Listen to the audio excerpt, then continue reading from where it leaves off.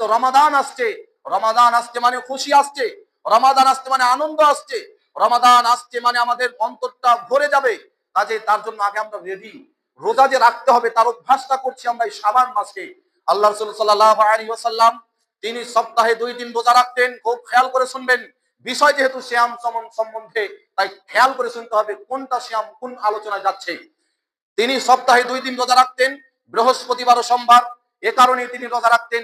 তিনি বলছেন যে আমি চাই আল্লাহ সুবহানাহু ওয়া তাআলার কাছে সপ্তাহের রিপোর্ট পেশ করা হয়, সপ্তাহের রিপোর্ট পেশ করা হয় এই সোমবার এবং বৃহস্পতিবার।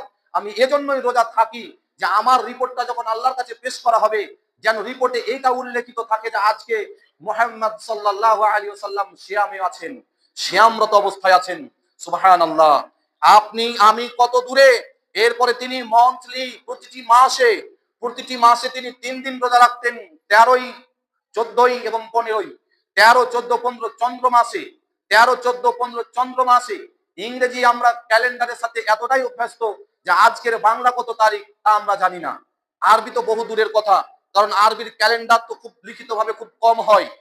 চন্দ্রকে লক্ষ্য করতে হয়, আজকে চন্দ্র ডুবলো কালকে উঠলো, এভাবে আপনাকে তারিখ গণনা করতে হয়। আর আল্লাহ কোরআনে এই কথাটাই বলেছে যে চন্দ্রকে সৃষ্টি করেছি আমি এজন্যই যাতে তোমরা দিন এবং তারিখ মাস বছর গণনা করতে পারো। সুবহানাল্লাহ।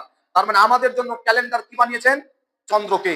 চন্দ্র মানুষের জন্য, মুসলমানের জন্য আবার বলিয়েন না, মোমেনের জন্য নয়, মানব জাতির জন্য ক্যালেন্ডার কি? চন্দ্র।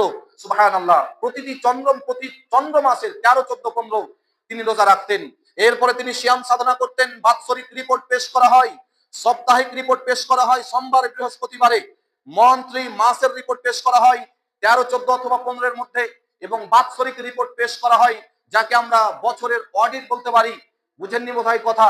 মসজিদ ভিত্তিক যতগুলি কালেকশন হয়েছে বিগত জানুয়ারি থেকে শুরু করে এই ডিসেম্বর পর্যন্ত একটানা 12 মাস যে আয় ব্যয় মসজিদের হয়েছে, জানুয়ারি মাসের 1ম তারিখ শুনিয়ে দেওয়াটার নাম হচ্ছে অডিট। কথা মনে রাখবেন।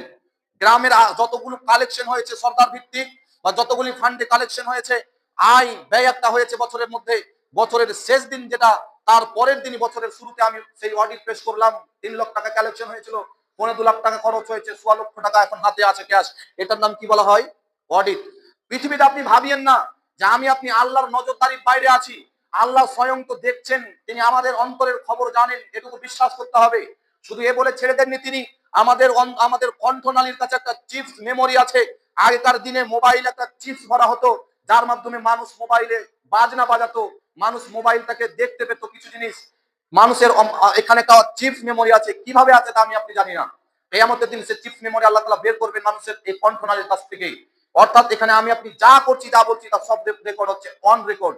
এটা যতক্ষণ না মানুষের প্রাণ নিষ্প্রাণ হয়, মানুষ যতক্ষণ না পর্যন্ত নিষ্প্রাণ হচ্ছে ততক্ষণ পর্যন্ত কন্টিনিউ এটা অডিট হতে থাকবে, অডিও ভিডিও উভয়। আমি অন ক্যামেরায় আছি, আপনি ভাববেন না যে আমি ক্যামেরার মধ্যে নেই। এই মসজিদে সিসিটিভি ক্যামেরা আছে, তাই একটা মুসাল্লির মোবাইল চুরি করতে ভয় হয়। আপনি আল্লাহর নজরদারির বাইরে আছি, তাই ভয় হয় না। যদি ভয় হয় তাহলে আপনি প্রকৃত মুমিন, যদি ভয় না হন তাহলে আপনি প্রকৃত মুমিন হতে পারেননি। সম্মানীয় উপস্থিতি, হাপ্তাতে আল্লাহর কাছে রিপোর্ট পেশ করা হয়, মাসে আল্লাহর কাছে রিপোর্ট পেশ করা হয়, বছরে আল্লাহর কাছে রিপোর্ট পেশ